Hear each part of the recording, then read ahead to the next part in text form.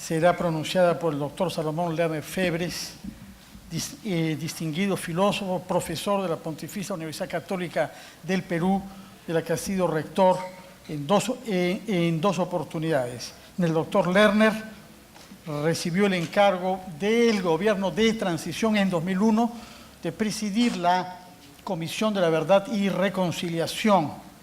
Presentó por eso un informe final en agosto del año 2003, que es uno de los grandes documentos producidos en nuestro país, ¿no? En 8.000 páginas, miles de entrevistas, audiencias públicas, para que los peruanos sepamos lo que pasó durante esos años de violencia. Actualmente se desempeña como presidente del Instituto de Derechos Humanos y Democracia de la Pontificia Universidad Católica. Damos la bienvenida al doctor Salomón Lerner Febres.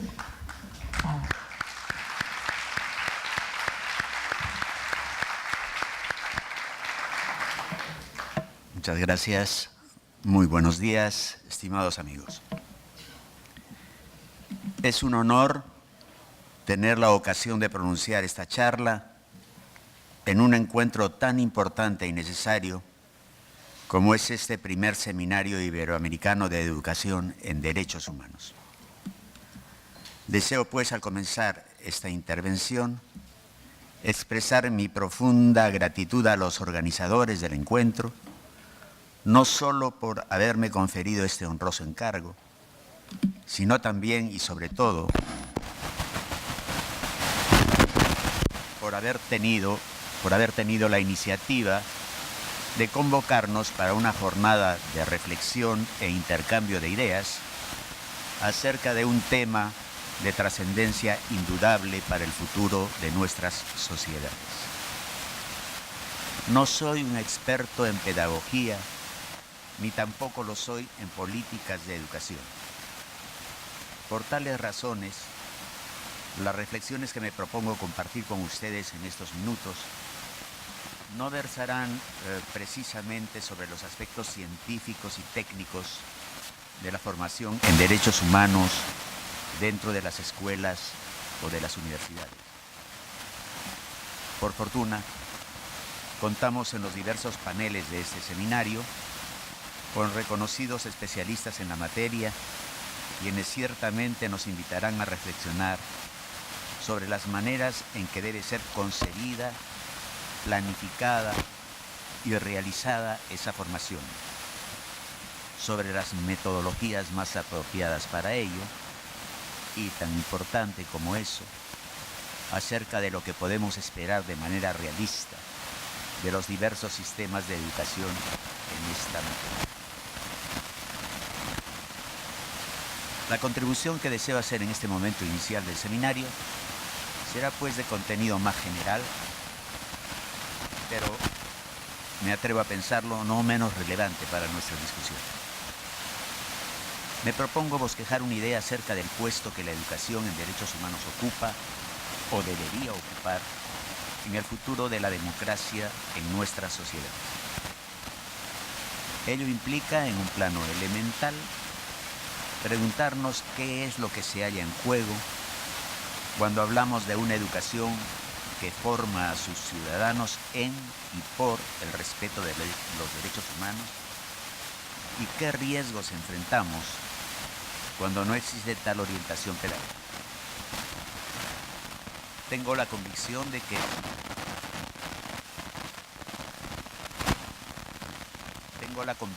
que si podemos, más aún debemos, hablar de la educación en derechos humanos como una tarea urgente para nuestros estados y sociedades, ello haya su razón de ser, porque en dicha tarea,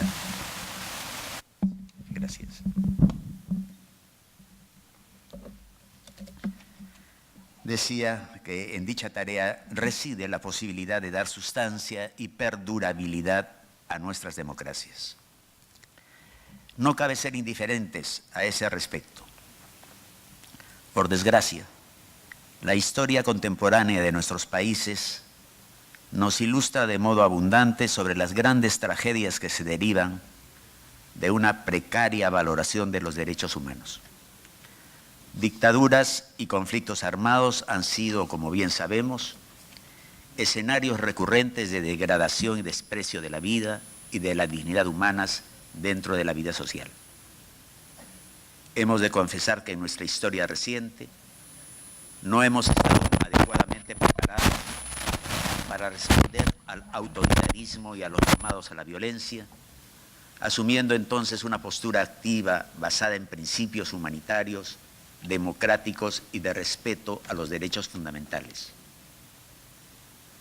Mas también es cierto que en esas circunstancias sí hemos sido capaces de hacer algunos aprendizajes, y ello en muchos casos por las lecciones de dignidad y de resistencia de los pueblos de Iberoamérica, y en otros casos muy señalados por el ejemplo de auténticos profetas, de individuos que supieron levantar la voz en medio de la incomprensión y la amenaza, para desde allí denunciar el atropello y defender la dignidad de sus vecinos, conciudadanos, compatriotas.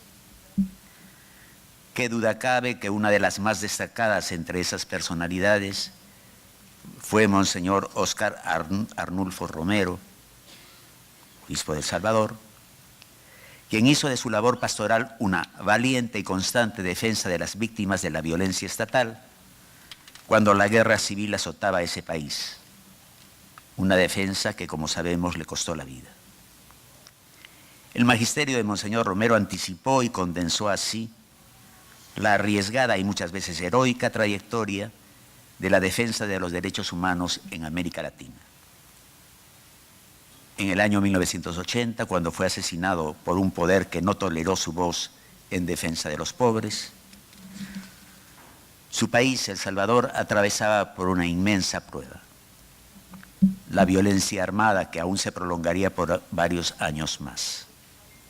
Pero ya su ejemplo comenzaba a dar frutos, y con el correr de los años sería evocado en tantos otros países que, saliendo de dictaduras o conflictos armados, entendían que la voz de las víctimas debía ser necesariamente escuchada. Guatemala, Argentina, Chile, Perú, Paraguay son solo algunos ejemplos de naciones que, a través de la búsqueda de la verdad y de la memoria, han tenido a la figura de Monseñor Romero como guía e inspiración. Y me atrevo a afirmar que esas voces, tal vez minoritarias pero valientes, que en la España de hoy reclaman verdad y conmemoración para las víctimas de su ya lejana guerra civil y la larga dictadura franquista, son también, de algún modo, ecos de esa voz que bien podemos entonces calificar de profética. En este año que termina, se han cumplido 35 años de su sacrificio, y podemos decir con seguridad que en el tiempo transcurrido el recuerdo de Monseñor Romero se ha instalado en la memoria de Iberoamérica como un referente y también como una inspiración para todos quienes trabajan por los derechos humanos y la democracia, apareciendo así su figura como una constante interpelación para nuestras sociedades y estados. He comenzado por sugerir la estrecha relación que existe entre la educación en derechos humanos y el destino de nuestras democracias. Este puede parecer un punto de partida inesperado, en tanto coloca a los derechos humanos como medios para la consecución de un fin, si bien se trata de un fin valioso y moralmente sólido, como es aquel de la afirmación del ideal democrático. Preciso por ello, de inmediato, que los derechos humanos son un fin en sí mismo, en la medida en que la vida y la dignidad humana son los bienes más altos que podemos concebir en nuestras vidas colectivas. No es porque los derechos humanos sirvan pues a un objetivo más alto que los proclamamos, los defendemos y los promovemos. Por el contrario, en la organización de nuestra vida social, todas las instituciones y normas que nos rigen encuentran su legitimidad y su justificación solo en la medida en que sirvan a la promoción de vidas humanas dignas y seguras en un contexto de coexistencia igualitaria o por lo menos equitativa. Y, sin embargo, en las sociedades complejas en que vivimos, constituidas por una trama de organizaciones y de normas abstractas, donde los medios para ejercer el control social y el poder se han multiplicado y fortalecido de una manera imprevisible, la integridad de la vida humana depende en una medida importante de la existencia de un orden institucional con ciertas características particulares.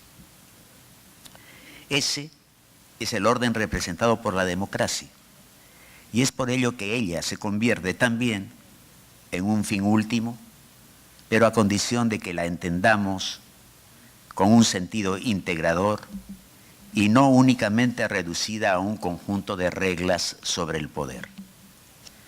Quiero por ello comenzar considerando cuál es esa democracia que encuentro compatible y complementaria con el fin último, que son los derechos humanos. Para abordar esta cuestión, nos será útil reflexionar sobre el vínculo intrínseco que existe entre democracia y ciudadanía. Un vínculo que por lo general ha sido roto, si es que existía previamente, en las sociedades devastadas por el autoritarismo o por la violencia. La democracia es, en efecto, el espacio de la ciudadanía.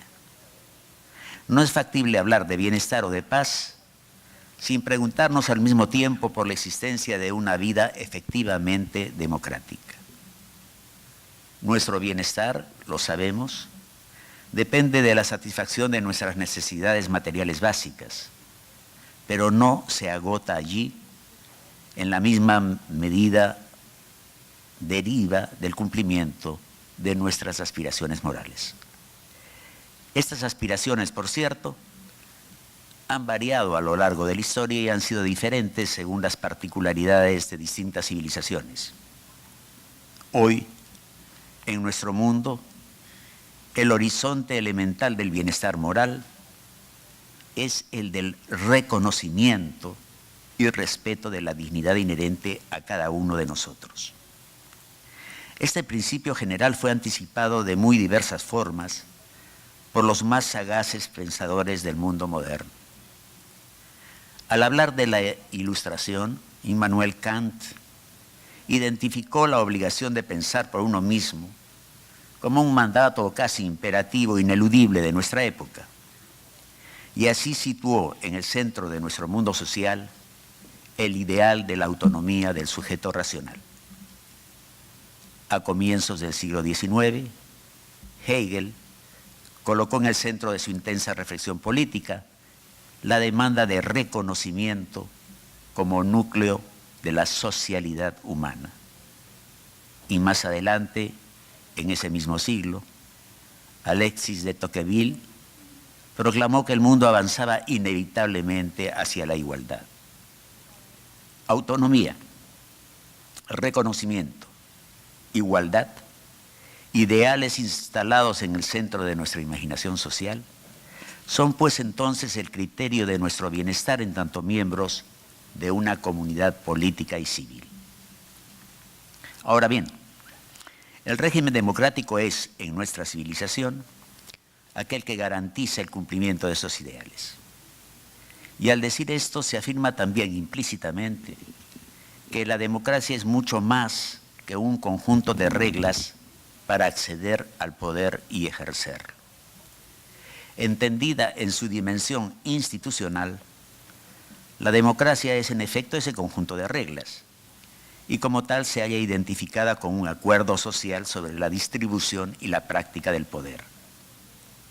Pero, al mismo tiempo, el orden democrático es también una forma de vida, un entorno, el espacio en el que se desenvuelve cada una de nuestras existencias ordinarias, que son a la vez singulares e irrepetibles. Y así como la democracia, en su dimensión institucional, cobra realidad en ese complejo de reglas que instituyen y simultáneamente controlan el poder, en su dimensión de entorno de la vida social, en su dimensión ecológica, por así decirlo, ella solo se encarna en sus protagonistas, que son los ciudadanos. No hay una vida social realmente pacífica si no hay democracia. Las autocracias o dictaduras pueden imponer quietud, ausencia de movimiento, conformidad social.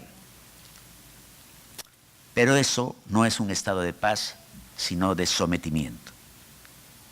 Del mismo modo, un régimen democrático es apenas un cascarón vacío, una mentirosa formalidad, si los sujetos que habitan dentro de él no poseen la calidad de ciudadanos. Y sobre ello la ciencia política, pródiga en comparaciones de diversas experiencias nacionales, nos enseña, no obstante, que esa calidad de la ciudadanía no es un fenómeno monolítico, una situación o condición que o existe de manera completa y sin fisuras o no existe en absoluto. La ciudadanía es más bien una condición multifacética y dinámica, sujeta a progresos y también a involuciones, dictados por la historia concreta de las diferentes sociedades.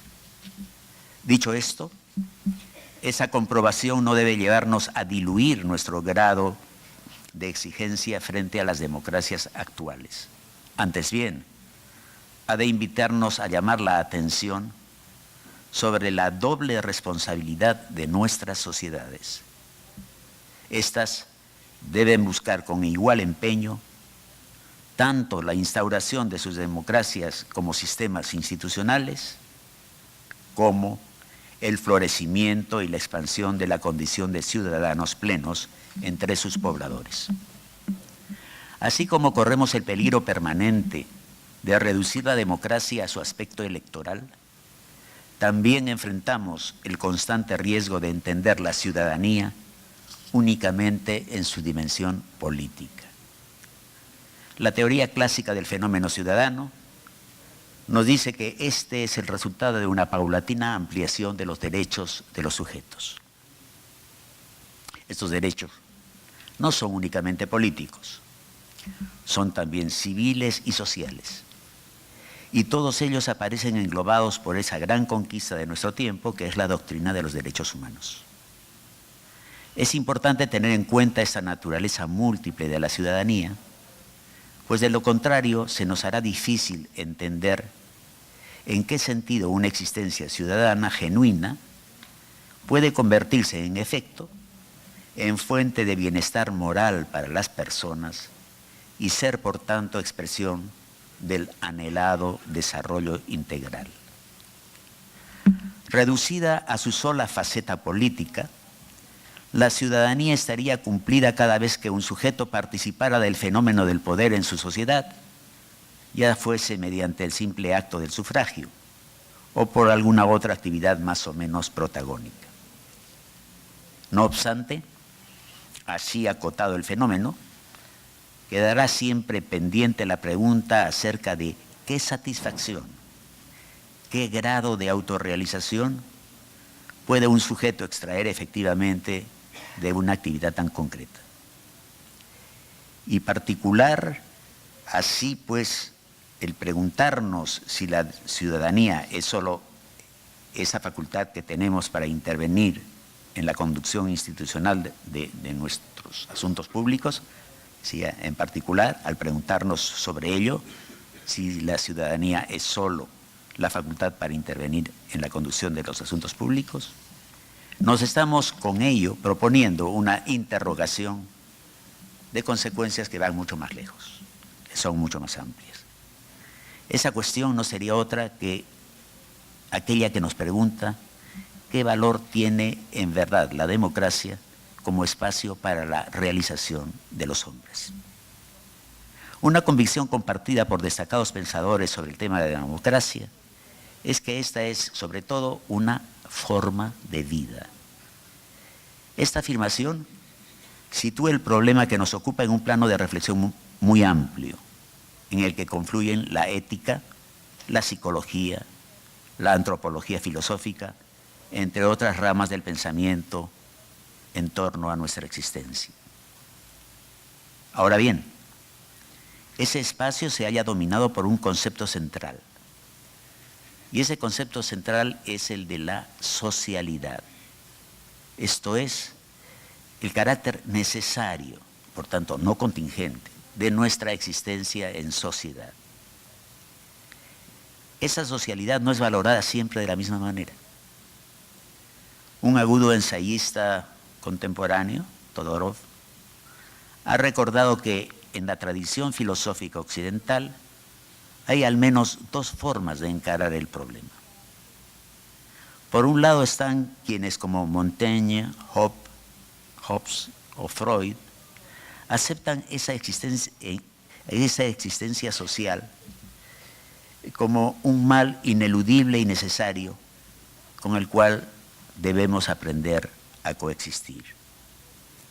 Otros, como ya el anciano Aristóteles o Rousseau, admiten de igual modo el carácter necesario de esa convivencia, pero no ven en ella la fuente de un malestar, sino la condición misma de la realización humana.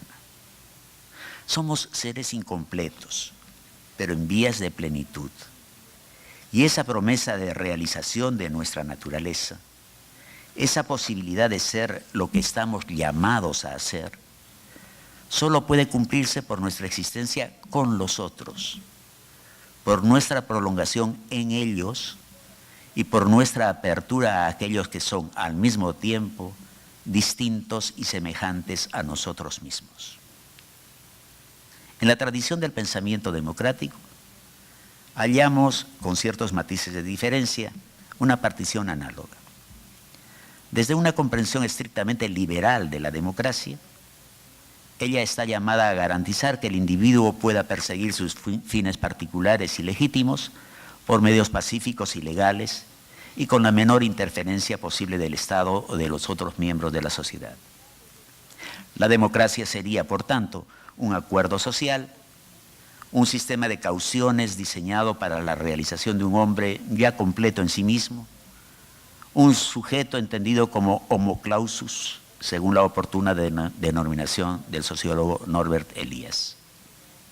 No ocurre lo mismo con la otra vertiente del pensamiento democrático, que ve en este régimen la posibilidad de que las personas se vinculen en relaciones de solidaridad y civilidad y de que asuman su coexistencia, esto es, su comunidad en ciudadanía, como una oportunidad de complemento recíproco. Naturalmente, para que esta acepción más ambiciosa de la democracia cobre realidad, resulta indispensable trascender de la esfera de los derechos y deberes políticos para pensar en las propiedades que en forma general ha de tener tal régimen de convivencia. Queda excluida, en principio, la posibilidad de toda existencia ciudadana pasiva frente a los demás o frente al Estado. Esta existencia pasiva, factible cuando solo esperamos que no se interfiera en nuestros asuntos o cuando ciframos todas nuestras esperanzas en la tutela del Estado o del gobierno, únicamente podría conducir, en el mejor de los casos, a la atonía de la vida cívica o, en el peor, a formas bastardas de la democracia, como son las relaciones de vasallaje civil o de clientelismo, ese mal secular de las repúblicas latinoamericanas.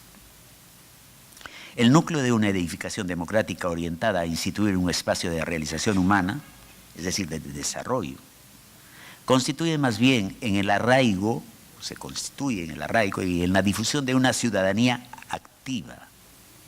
Esto es, la vigencia o en la vigencia de un régimen de existencia cívica en el cual la participación ciudadana no es excepción, sino más bien regla. Si la democracia puede llegar a ser en las sociedades que emergen del autoritarismo o la violencia una fuerza vital, si ella puede imponer a estas sociedades un carácter más humano, eso ocurrirá mediante la constitución de una sociedad civil fuerte, plena y saludable, que haga las veces de una verdadera ágora, un espacio de encuentro, un lugar común en el que los ciudadanos confluyan para poner en obra un aprendizaje compartido. No es por casualidad que menciono en este punto la noción de aprendizaje. Si estamos pensando en la democracia y en la ciudadanía como instancias de realización, es forzoso que veamos en ellas al mismo tiempo espacios de autoeducación y de educación mutua. ¿Qué es lo que se aprende en esos espacios? No necesariamente saberes técnicos ni tampoco teóricos, sino algo más sutil y difícil de definir y que algunos pensadores suelen denominar virtudes cívicas. La primera de las cuales es sin duda la aceptación razonable y cordial de nuestras obligaciones mutuas. Y así me aproximo un poco al tema de la educación y los derechos humanos. El aprendizaje, como acabo de sugerirlo, se realiza en la convivencia. Tiene, por lo tanto, una dimensión de espontaneidad, de proceso no planificado, que lo hace especialmente poderoso. Aprendemos por el ejemplo. Asumimos actitudes como resultado de nuestra interacción cotidiana con los demás. Y por tratarse de actitudes que asimilamos así de forma espontánea e inopinada, son también actitudes no sometidas muchas veces a la reflexión y que son tomadas por nuestro sentido común como naturales. Pero en realidad, la constitución de una ciudadanía genuinamente democrática requiere de algo más que la práctica de actitudes tomadas como naturales e intemporales. He mencionado minutos atrás que un rasgo que distingue a esta ciudadanía es su capacidad y su disposición hacia la crítica. Y solamente existe espacio para la crítica allí donde se hace presente la conciencia y la reflexión sobre nuestra experiencia. Es decir, donde nuestras actitudes, las normas que nos rigen y las instituciones que encausan nuestras vidas son elementos activos de nuestra conciencia, no solamente sedimento de una convivencia no examinada, rutinaria y reflexiva. En suma, quiero decir que para el ejercicio de nuestra capacidad crítica sobre nuestras formas de coexistencia, se hace preciso que nuestras actitudes existan en nuestra conciencia también como valores, es decir, como enunciados perceptibles sobre el deber ser, que puedan ser objeto de nuestra aprobación manifiesta o sometidos a deliberación y cuestionamiento. Necesitamos entonces que nuestras normas de convivencia existan de manera explícita en nuestra conciencia deliberante, así como en el espacio público. Todo ello en una situación de apertura al diálogo y a la reflexión. Es por ello que hablábamos pues de aprendizaje y de educación. El aprendizaje de la democracia y de los derechos humanos necesita siempre de un esfuerzo de otro orden que simplemente la habitualidad, la cotidianidad. Otro orden sistemático, explícito, estructurado, consonante con lo que sabemos sobre la conformación de nuestra conciencia moral, en actitud interpelante hacia nuestra dimensión de seres discursivos. Y es esto lo que se realiza o se debiera realizar en el plano de la educación formal. En las universidades, pero sobre todo en las escuelas, es donde se halla en juego la constitución de estos sujetos conscientes de la existencia de quienes los rodean, atentos a sus relaciones con los demás y dispuestos a fundamentar o criticar las actitudes y valores que subyacen a esas relaciones. La educación en derechos humanos viene a ser así el núcleo de esa formación de ciudadanos que constituye tarea fundamental de todo sistema educativo. Afirmar esto último, por otro lado, solo es posible cuando se parte de una cierta concepción del fenómeno educativo, de asumir la relación pedagógica de modo diferente, quizás, al que ha prevalecido tradicionalmente en nuestros países. Nuestros sistemas educativos, más allá de ciertas diferencias relevantes, han compartido durante mucho tiempo un enfoque o un modelo más centrado en la información que en la formación. Con esto quiero decir que incluso en los sistemas de educación que funcionaban aceptablemente desde un punto de vista administrativo y material, la concepción de lo que es educar resultaba deficiente o en todo caso limitada. Se trataba de una concepción centrada en la transmisión de conocimientos y habilidades.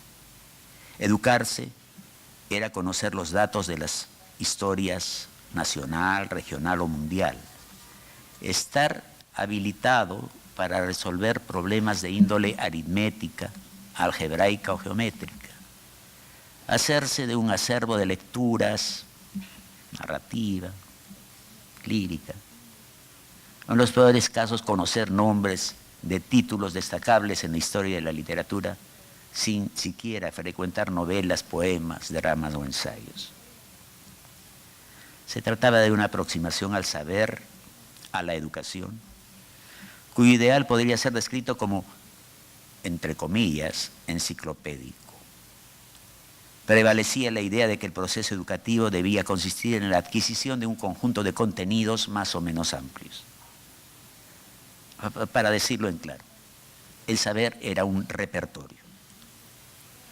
Por lo demás, a esa concepción del proceso educativo correspondía un método pedagógico análogo, es decir, centrado en la transmisión, en la retención y en la acumulación de contenidos. En muchos casos, como en el Perú, eso se traducía en el predominio de la memorización de datos como única forma de aprendizaje, muy lejos, por tanto, de una experiencia realmente reflexiva, crítica y por ende formativa. Ningún método es inocente, lo sabemos. Reducir la educación a la transmisión de información y al entrenamiento en habilidades y colocar en un lugar central la memoria y la repetición tiene inevitables implicancias sobre el tipo de cultura y de identidad que se va gestando en la escuela.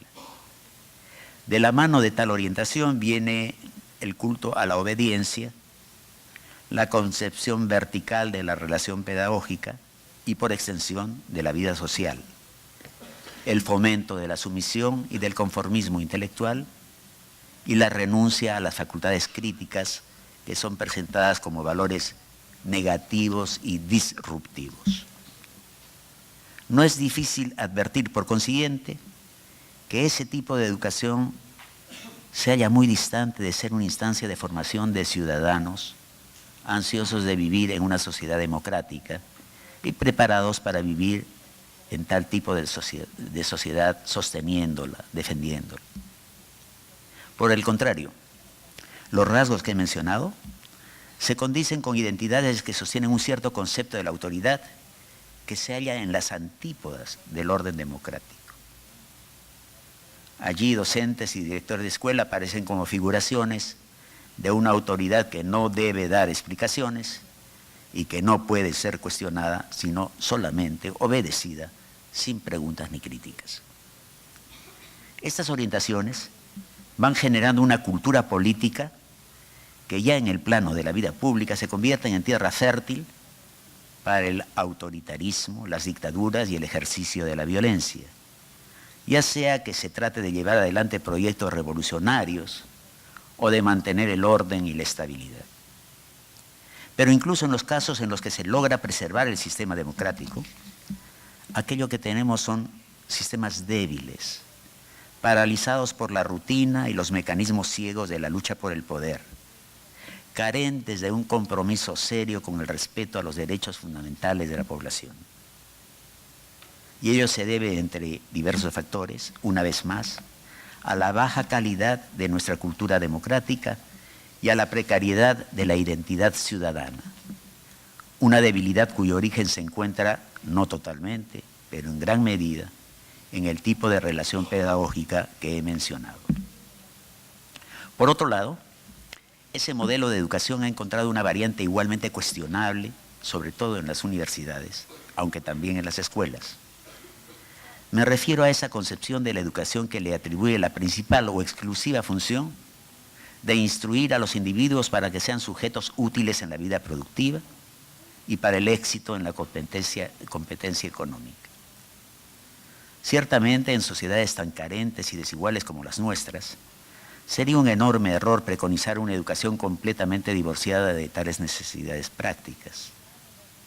Es un hecho que la educación es sentida por la población más pobre, y con toda razón, como una oportunidad para que sus hijos e hijas alcancen condiciones de vida más seguras, estables, desahogadas.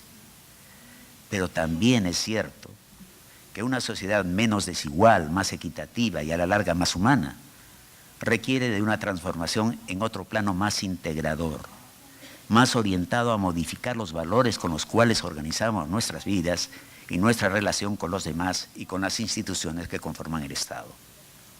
Una educación que sea verdaderamente difusora de una cultura de derechos humanos y por consiguiente de una identidad ciudadana capaz de sostener democracias genuinas en el largo plazo, requiere de un enfoque y de un modelo distintos. Hoy sabemos, aunque ello no siempre sea practicado, que el fin de la educación ha de ser el ofrecer a quienes pasan por ella los elementos para realizarse como personas en muy diversas dimensiones, intelectiva, sí, pero también moral, estética, afectiva.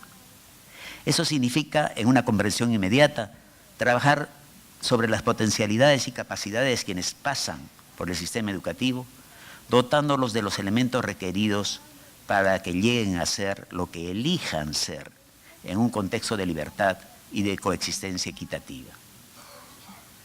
Pero en una dimensión algo más amplia, esa educación de la que hablamos es fundamentalmente una educación para la convivencia, una formación en la valoración de los demás, de los que nos rodean y de los que existen en nuestro mundo, aunque fuera en relación remota, y ello como seres de valor absoluto, y además como personas que son el complemento y a la larga la justificación de nuestras propias existencias como seres sociales.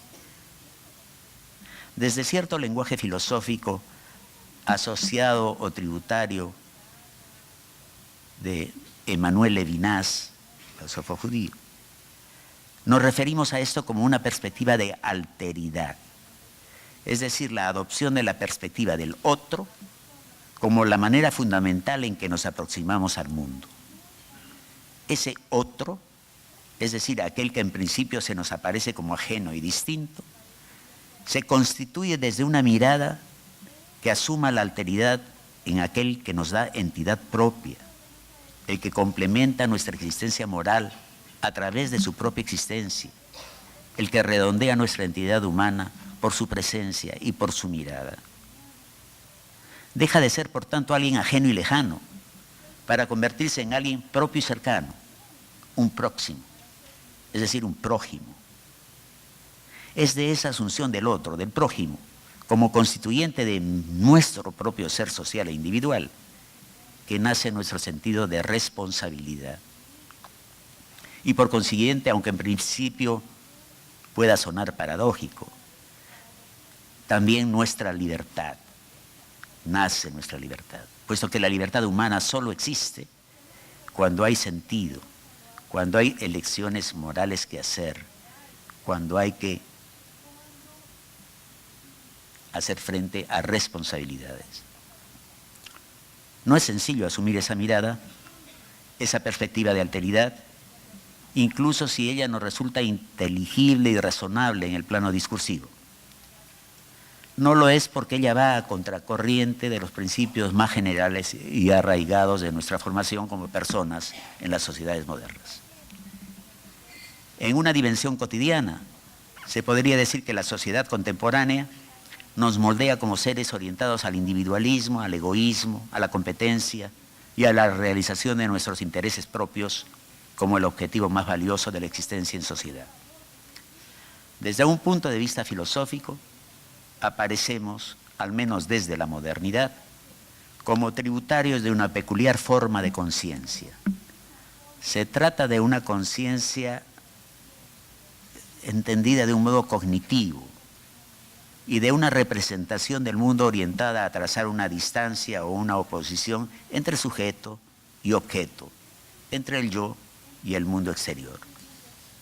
Nuestra conciencia moderna convierte en objeto, esto es objetiva, y en una tendencia extrema cosifica todo lo que existe fuera de sí, de su realidad subjetiva, el mundo exterior, pero también los seres que coexisten con nosotros. Sartre decía que el infierno eran los otros y que la mirada de los otros nos objetivaba, ¿no? Y esa distinción o división tajante según la cual existimos nosotros, portadores de intereses y necesidades, y de otro lado, un mundo sobre el cual proyectamos esas necesidades e intereses, termina por expresarse o condensarse en una voluntad de poder o de dominación. Tal fue la temprana intuición de Nietzsche, después desarrollada por Heidegger, que nace desde cierta expresión del racionalismo moderno. La naturaleza y los otros existen para nuestra dominación, y la forma principal o exclusiva como nos relacionamos con la naturaleza y con los otros es imponiéndoles los proyectos de nuestra conciencia individual y ejerciendo sobre ellos nuestro poder para transformarlos, para adecuarlos a nuestros designios, es decir, aplanando su diferencia, liquidando su alteridad, asumiéndolos, decía Nietzsche, como bestias de labor en un mundo regido por la maquinación de la técnica. Una educación de los derechos humanos hoy enfrenta así un doble desafío. El primero, como resulta obvio, es el de recuperar o reinventar su propia naturaleza. Es decir, llegar a ser o volver a ser una instancia de formación de seres humanos que tenga como núcleo una ética de la alteridad. El segundo, naturalmente, es el de incorporar en un sentido más específico los principios de la doctrina y la norma de los derechos humanos de una manera creativa, que no los convierta únicamente en un contenido más que hay que asimilar, sino que haga de ellos una forma de estar en el mundo. Y al decir esto, se hace necesaria en efecto una consideración sobre lo que pueden ser los derechos humanos como horizonte cultural y axiológico para nuestro tiempo. Hablar de derechos humanos implica referirse en primer lugar a un cuerpo de normas de rango internacional que reconocen y protegen la integridad y la dignidad de todos los seres humanos universalmente, sin restricciones ni excepciones. Hablamos de tratados internacionales y de convenciones, de la incorporación de normas en las legislaciones nacionales y de la jurisprudencia acumulada al respecto. Hablamos también de un capítulo en la historia de las ideas, tal vez uno de los más significativos de nuestra modernidad. Y allí podemos encontrar una suerte de paradoja, pues si bien es cierto que, como he señalado antes, una dirección de la modernidad es aquella que se dirige a la cosificación de los otros a través de un acento sobre el sujeto, sobre el individualismo, exaltando lo pragmático, también es verdad que esa valoración del individuo, de la persona singular, que es consustancial a la modernidad, es lo que ha hecho posible la concepción de los derechos humanos. Se trata de una ruta que comenzó por la valoración del individuo frente a la colectividad y por extensión frente a los poderes políticos y tradicionales que asumían la representación de tal colectividad.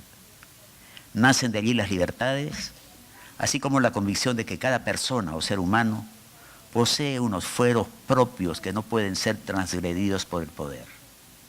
Los derechos civiles y los derechos políticos, que son los que dan lugar tempranamente a la noción de ciudadanía, son derivaciones de esas nociones de libertad y de fuero individual, del mismo modo que posteriormente los derechos sociales se hallarán asociados o vinculados con una comprensión más compleja y exigente de la dignidad humana.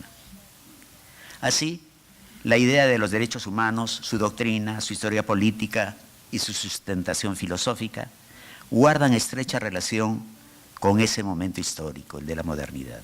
Algo más. En última instancia, una educación en derechos humanos no ha de concentrarse o limitarse a esos aspectos sin duda importantes, sino dirigirse a una dimensión más profunda que me permitiría llamar la cultura de los derechos humanos. Y es que nuestra legislación, nuestras instituciones y nuestras convicciones relativas a los derechos humanos están referidas o expresan en última instancia una cultura, entendiendo por tal en este caso, una cierta imagen, una cierta representación del mundo. Tal cultura comenzó a gestarse, como sabemos, desde los inicios del siglo XIX, al calor de las revoluciones políticas entonces, que luego darían lugar a las democracias contemporáneas.